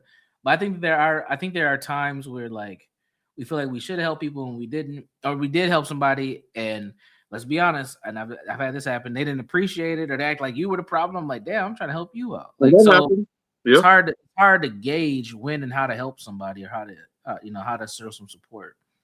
But I don't know. Have you ever heard? No, I brought it up earlier. There was a 2015 study done. This goes right back to the title, actually. It was by Dr. Kevin Swartout and his colleagues. And this goes back to the idea that only there's an isolated group of monsters, isolated group of child sexual predators, that only a small group of guys were committing all the violence. So Swartout and his team wanted to see if this was actually true. They tracked over 1,600 college men over several years, asking them anonymous behavioral questions about their actions from age 14 through college. So the baseline of the information they got was 11%. And they showed that 11% of men anonymously reported of committing acts that met the legal definition of rape or attempted rape between the ages of 14 and the end of college. And that 11% only accounts strictly for defined rape. When the researchers took a broader look at the categories of sexual coercion, unwanted sexual contact, abuse, that number went from 25% to 30% as a baseline. So then they also went into the trajectories of predators. So they wanted to see when these men were doing it. And then they showed that predators do not all act the same way. So we went into the increasing group, the decreasing group, and the time-limited opportunistic group. They had the classic serial predators. They came to college and their rate of offending increased and escalated over time. That percentage was 2%. They had the decreasing group. These men offended heavily in high school, but their rate of perpetration slowed down once they got into college. So that's 5%. The time-limited opportunistic group found that nearly 73% of men who committed rape in college did so during one academic year. They weren't serial offenders in the traditional sense. They were just opportunistic. How many of this was the children? We don't know. However, when they say there's only a small amount of men doing this, and then you start putting in behavioral patterns, and then you start putting the numbers of what's not being reported, that's 70 to 90% of underreported. That number climbs. So is once again just to point out to y'all that the damage isn't coming from a small amount of guys. This damage is being inflicted by a much wider, shifting pool of men who are offending at different stages of their life.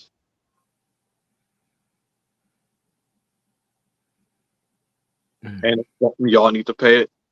Everyone needs to pay attention to.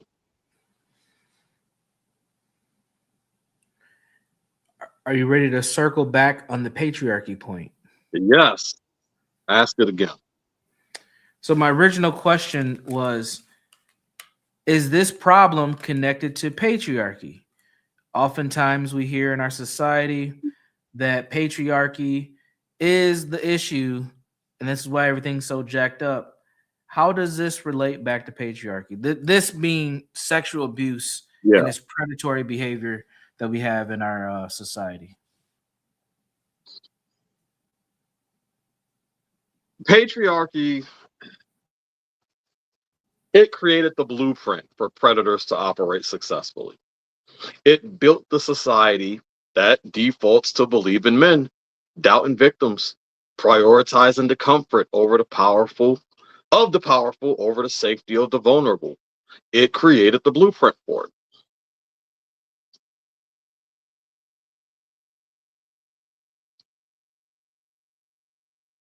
Can you go a little for the folks who don't understand that? Give a little bit more context. I got you. I know what you mean, but you know, we're getting a lot of views in these episodes. We want to make sure we're clear. I got you. So when you're thinking about this, let's look at some of the stuff we said. So if the reason that 80% of bystanders look away, the reasons that this is happening are ignored, you can tie that to the patriarchal status quo. Like when a child accuses a respected man of abuse, believing the child means tearing down a pillar of the community. It threatens the established order. Society is going to often decide that protecting the reputation and potential of the man is more valuable than protecting the safety of the child. The system closes ranks to protect itself, which is why abuse is allowed to be systemic. When I talk about that Department of Justice map, that's a pure representation of demand. That demand doesn't exist in a vacuum. It grows in a culture that has historically normalized male sexual entitlement. Think about it. For centuries, laws and cultural norms treated women and children quite literally as what? Property of men. Yeah, property. Yeah. But while the laws have changed, the psychological undercut of ownership and entitled remains. You got so many men downloading images of child abuse porn, and you got men waiting for influencers to turn 18, but yet the girls look like they're in middle school. They're operating on the belief that those bodies exist for their consumption. Yeah, boys will be boys behavior. The halo effect, what I brought up before. When a predator builds their nice guy reputation, they are tapping into that patriarchal archetype of the good family man or the respected community leader. Society is conditioned to defer to that archetype. Or the submission. Children, and often women, are historically conditioned to be polite, to obey authority figures, and to not make a scene. Predators exploit this conditioning. They know the child has been taught that to find an adult male is a punishable offense.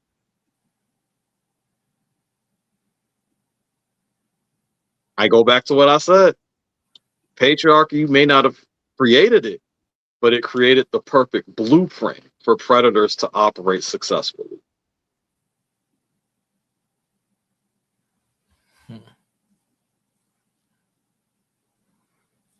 Fascinating.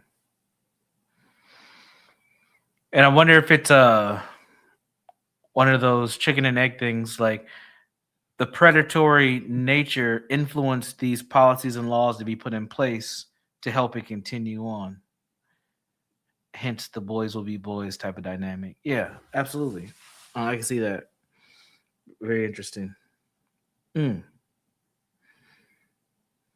What else you got? I got one more thing. Go ahead. It's a conditioning situation at the end of the day, though. I mean, at the beginning of the day, it's conditioning. We're still operating in conditioned mentalities. And these conditioned mentalities, like what we just talked about, allows for this to keep going.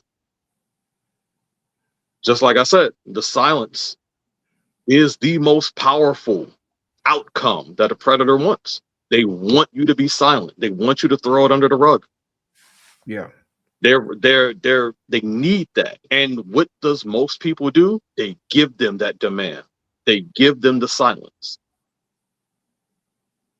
Hence why I said you're part of the problem if you're acting on that silence. I could care less how people take that. You will lose this argument because you're giving the predators what they want. They want you to be silent. They want you to throw it under the rug. They want you to look away. They don't want you to share that shit. They don't want you to talk. They want you to be quiet. They already got the kid quiet. Now they need the adults, the friends, the neighborhood, the community. They need you to be silent too. That way they can keep going. I already got 13 boys. On to the next one. Yeah. I mean, even that stat, you dropped that earlier. I think you said on some previous episodes as well. The average amount of victims that a predator have is 13, bro. That's if you think about just your life. How many, and this is gonna sound a really weird way to describe this, but I'm doing this for effect and reason. How many achievements does the average person have? Do you think it's 13 in life? Like the things that you actually, a goal you set out for, a desire you had that you've actually accomplished? Probably not 13. No, I don't even think that most people achieve 5 goals in their entire life, like goals, right? And I'm saying, and again, I'm using this language for a reason. These predators are targeting children. We've heard them talk about it. And it's an achievement for them to get them. And if the average predator has 13 victims, that is one hell of a success rate, if you ask me. And again, I'm using this language for you all to kind of wrap it around your heads that these people are deliberately doing these things and they are successful at it. And their ability to be successful is what Lionel always says. These people are tacticians, man. These are assassins, sexual assault assassins. This is what these people are. And it goes back to the map. You have 338,000 unique IP addresses.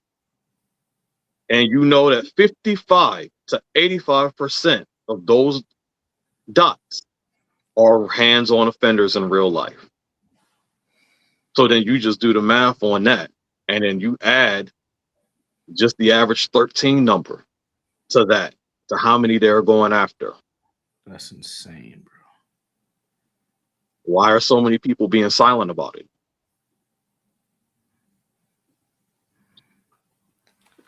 I don't have the answer. I want to show the video of that guy again, that predator who had the yellow shirt on. I can't. That image is like burning my brain. I can't think of his name though. Trying to find it because there's some people in the audience. I want them to hear straight from a predator directly. How just and his calm demeanor, man. I'm telling you, man. We have to really start. Well, remember how we've had conversations prior to showing that, and the dude was just saying everything I said.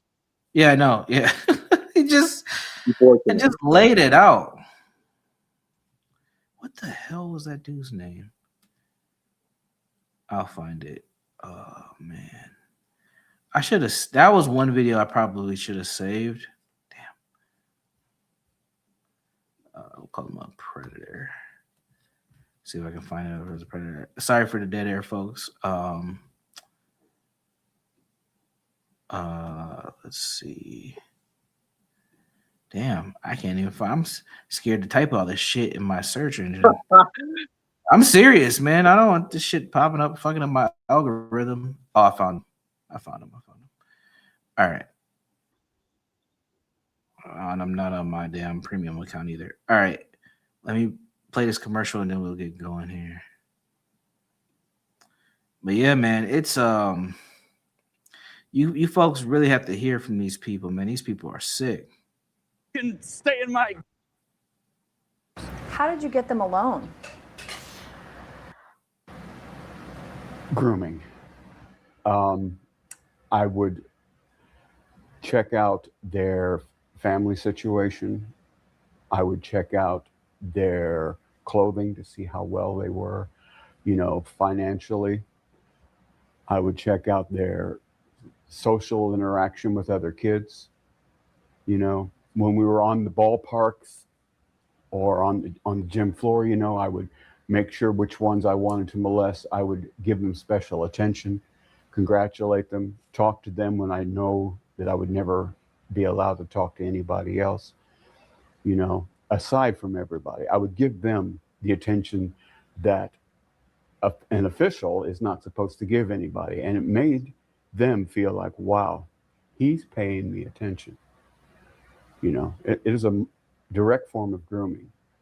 Were there certain characteristics that you looked for in children before molesting them? In children, yes, but more, I also looked at their families. If I thought the father was a threat, I would not approach the child. If I thought that the child had friends that he would tell, I would not approach him. If I thought the child had friends that were in the same capacity he was, I would approach him, for the simple fact that if I could molest him, I could lure him into believing, grooming him into believing that he would enjoy it. And therefore, I could manipulate him into having his other friends come and be molested by me as well. So perhaps a child that doesn't really have a whole lot of friends, maybe not really a strong family, things like that. Yes, no spiritual values, weak in education, you know, needs help in many ways, even from split parenting, you know, has a mother who may be having problems with the family, you know, well, here comes superhero in to help out, you know, wow, well, thank you very much. No problem. You ever need me to take him away for the night so you can have a night out? No problem. It works. It works. Universal. And that's a short. Go ahead, sir. You know, we talked about like how we was analyzing the one dude on camera. If you looked at this guy's micro expressions, there was no ounce of lie coming out of him. No, he was everything he said matched every expression he wanted to. Mm-hmm. This dude is dead serious about what he wanted to do and what he was doing. Y'all got a verified predator right there, just telling you everything we've been telling y'all. Mm-hmm. And that was just like 2 minutes and 30 seconds. Remember the last episode when we showed that, we had like a full 8 minutes of him talking. He talked about how he was a umpire for baseball, how he moved from city to city. I think he said he had like 30 something victims too. Like, and he ain't in jail. He out, just out here. This stuff gets deeper, man. And I'm glad to see some of the folks who are in the chat who are here, because I have some folks who like to talk about UJ and UJ's behaviors. There's a lot more to me than e-girls, trust me. And one thing you guys need to understand is like there's some real sick people out here, and especially in some of these spaces that we're in. And when you start to understand some of these behaviors and see them, you'll start to realize why this is such a problem that we have. And we have a huge issue. Can you get a picture of that, of Centoia showing that map? Let's see if I can pull it up. Do I still have that uploaded? Is it in Discord? It could be in Discord. Let me see if it's in one of his things is, I know it's one of our videos, but I just want him to show the map real quick. So I want to show people the map on this. That's another one of those things that I should have saved. Let me see. It might be in episode 6. Oh, it would have been before that. Oh, I nuked it then. I don't got it. Maybe I can find it with a Google search, but continue talking so we don't have dead air. The IP map, right? The IP address map. Yeah. If you just type that in Google real quick, it'll come up. Of predator. Look up Centoia map. It was the third thing that came up. What was the first part you said? Just type up Centoia map. It should be. I mean, it definitely comes up. How do you spell Tabao? How does he spell his last name? Tbow. I was close. Tbow. You're talking about Tim Tebow? Yeah. Oh, my bad. No. Yeah, I can pull it up. Yeah, there's actually isn't there a video for this? Hold on. Maybe we'll show the video clip. Remember, I showed y'all a video. Dang, that was the video that, yeah. I gotta say though. Here, we'll check out. God, not fucking Facebook. Hold on. Let me find a video on YouTube. Sorry, folks. We're doing it live. Tebow. Here it is. All right. Bear with our technical difficulties, folks. Salute to those who came over in the chat. Welcome. All right. So what we're about to show is a quick clip. We'll probably play it multiple times because it's going to go pretty quickly. But what you're looking at is a map of people who have searched actively for child peacorn videos. I'm trying to stay within the bounds of YouTube here. But these are people who are actively looking for this material in the United States. And they're again, downloading it and they're sharing it. Thank you. This is active use, peer-to-peer. This isn't just a Google search. This is engagement in this behavior. OJ law enforcement map. It's called the red dot map. This is over the last 30 days. And every red dot on that map is at least one unique IP address of individuals downloading, sharing, distributing child abuse and rape images under the age of 12. And there's over 111,000 of them just in the US of the last 30 days. That is a DOJ. So, couple things. Well, hold on. Now, that what y'all seeing right there gets updated monthly. What he just shared with the Senate 3 days ago, that 111 is actively now 338,000 active IP addresses in the United States.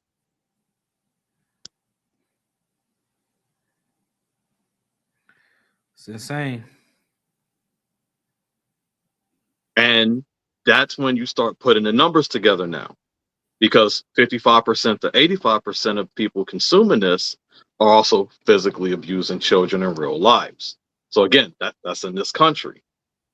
If you want to go a low end number from 55%, you have 185,900 hands-on abusers. A high end number is close to 300,000. But then you go to the victim multiplier.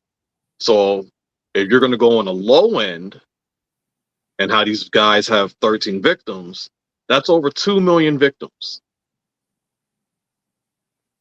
2 million child victims. The high end approaches more to 4 million child victims. Yeah. This is the map, and I'm not being direct with it. I'm just giving y'all the roundups. Like, it's that bad that's happening. And again, the crucial context of this map is that it only captured a 30-day window. Mm-hmm. It captured people who were caught on known peer-to-peer networks. It's not including the dark web. It's not including Telegram. It's not, including the people who don't use the internet for their crimes. That's what this is showing.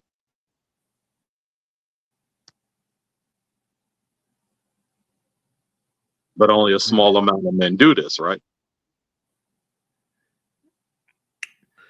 Yeah, just a little bit apparently. And no women. I mean, again, this is probably one of the few things in our world that crosses ethnicity, race, class, gender. Like the abuse just happens. And that's what I'm saying. There is a deeper human element to this. I don't know what it is. I mean, that might be my next little project, is figuring out why are people so disgusting? Like, why are we so sick to the point where we want to have sex with children? It's insane. It's insane. We're sick, man. Yeah, I know, but see, that's like just saying it's because of racism. That's not a good enough answer for me. Universal likes context. And by just saying we're sick, I think that also allows for the perversion to happen, because they're just saying, like, no, we need to figure out what the fuck is going on here. It's like there's a problem here. But the second we saw, man, I had the numbers. I don't have them in my face. The second they found out about Grok and they found out that they could make sexual abuse material of children. That That number went crazy. I Yeah, love. I remember we talked about that. Yeah, that was insane. That was insane. But again, there's something going on in the minds of humans that have a sexual attraction to children. I don't think it's just trauma. I don't think it's just they've been abused themselves, although those things can be a part of it. That's a But there's part of it. Yeah. there's something in there for some of us. I don't think everybody has it either. That makes them want to have sex. I've never wanted to have sex with a kid. This doesn't even like ring in my brain. And I don't think it changes for these people. I don't think it like when they become parents, it don't change. Look at all these people, abusing their own kids or selling their kids off to be abused by other people. Like I noticed what you told me. I brought it up to you a few times because you was telling me how when you become a parent, something in you just changes. But that's still true. But it's go ahead. I don't. The stories I've been sending you. I know what you're doing. I know. But listen, it's so many stories. It doesn't stop. It's a different parent every time. I know. What I mean by that is this, and I think we both agree with each other. When you become a parent, it does change you. It doesn't mean that you're gonna not be a pervert and abuse children, but it does have an impact on you as a person, how you see the world around you. I do think that it does something to people when they become parents, whether you birth the child yourself or you're the father. That does something to people. Now, this level of perversion, I don't think it does anything to that. I think that is some ingrained evil demonic sickness that these people have. And they might not perpetrate on their own children, or they may. I don't know. But I don't think that changes. But it does do something to you as a person when you have a child. I also think, and this may be another episode, because I need to collect my thoughts on this so I can explain it. I think we live in a culture that doesn't give a damn about children. I honestly do. I think in today's Western world, we do not care about kids. I don't see a lot of things that we do that are in favor of developing young people. I really don't. I think we have a very individualistic society that says fuck kids. And this is one of the reasons why why a lot of people don't want to have kids. I know a lot of people, they do not want to have kids at all. I'll visit cities or I'll see stuff and I just see stacks of apartments. There's no way in hell these people are about to have kids. Like they're just planning for people to have little dogs and maybe be in relationships. But continue on. What were you about to say?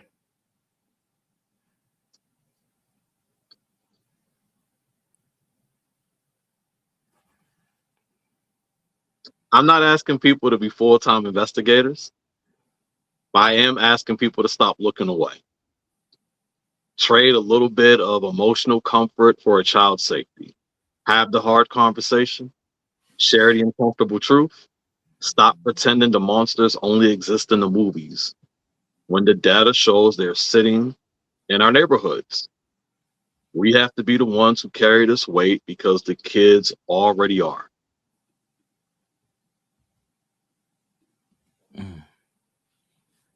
Wow. That might be a good place to stop it for today. Yeah. Do you have any final words outside of that? I appreciate you for having me up, man. And I think I always get this pronunciation wrong, but this is it Neoti? Netini? I don't know how to pronounce it. But we might look at that further in the next episode. I'll get my pronunciation correct as well. Another good episode, man. This one wasn't planned. We didn't have all our clips and stuff. We just kind of were off the cuff as we had a little bit of a back and forth. Said, let's just do it. We got some time. Let's just do a show. But hopefully we are able to bring some value and also get people to think, the things that we are attempting to do. One is raise awareness, but also push the envelope a little bit and make us uncomfortable so we can do something for our children. Because, man, bro, look at this map. I left this map up for a reason. Yeah. These are just the people who are searching the internet for this stuff and sharing it. There are people out there who aren't doing that at all, but still have these predatory behaviors. We got a lot of work to do, folks, and this is scary. As a parent, I'm worried, bro. I am. And it's not just because I have daughters either. It's if I had sons, I'd probably be just as worried, probably even worse, because little boys get abused and don't say shit, and then Yep. they're just like they're really messed up. Like this is really really bad, man. And I hope that people engage in this information. Yeah, we had some jokes here, and we might have said some things. You have to when you're talking about such a heavy topic, but ultimately we do want to make sure that there's a serious nature here and people are getting some quality information. So yeah, man. Anything else? Otherwise, I'm gonna drop you, do my closing, and Come on, we'll man. call it Have a great day, everybody. all right, perfect. Yeah, take the best care of yourselves, people. All right, let me close out with my monologue here. Or not my monologue, my closing statement, and then we'll keep on pushing, man. I do appreciate folks coming on over here and sharing this content. Again, it is different than what many of us talk about in these spaces. And I'm glad, like I said, I'm glad some people popped up in the chat that have a little issue with Universal from time to time, but you get to see, it's a lot more to not just myself, but some of the people that we have around us than just fooling around on the internet. So thank you all for coming around and being here. Yeah, let me close out. So as we close out today's episode, I want to leave you with something important. This conversation was never about painting all men with the same brush. Most men are not predators. All right. Most men are not predators. Most men care deeply about protecting children and protecting the vulnerable. But awareness is what's important, and awareness requires honesty. Even if the number of offenders is relatively small, the impact of their actions is enormous, as you can see from the map. And harm does not continue only because of the predators. It continues when the culture normalizes silence, when communities hesitate to confront uncomfortable truths, and when protecting reputation becomes more important than protecting people. Real prevention starts with clarity. All right. So real prevention starts with clarity. It starts with recognizing that responsibility does not only belong to the person committing the harm, it also belongs to the systems around them, our families, our institutions, our communities, and our social environments that shape what behavior is tolerated and what behavior is challenged. So Lionel and I, we've talked through this series about the hidden harms, what is happening right in front of our face and under our nose. And the truth is this: things stay hidden when people are afraid to look directly at them. But awareness and being aware, or with being aware and with awareness, that's how things change. We change that with our awareness and with our behaviors. Awareness gives people the language to name what we see. Awareness gives the community the courage to intervene early. Awareness reminds us that protection or protecting that what's vulnerable is not someone else's responsibility, but it belongs to all of us. So in today's conversation, hopefully it challenged you, and hopefully you don't feel like this is a bad thing. We shouldn't be talking about these things. No, growth often starts with discomfort. There's no comfort in the growth zone. There's no growth in the comfort zone. The goal of this series has never been to have outrage. We're not here for outrage. The goal of this is understanding, because understanding is what makes prevention possible. So thank you all for joining us for today's episode. Thank you for being willing to listen and to reflect and to stay engaged with this difficult conversation. For those of you who are not live, please make sure you drop a comment, share your thoughts, ask a question. We always encourage that. Until next time, stay aware, stay responsible, and take care of the people around you. I'm Universal Jones. Peace.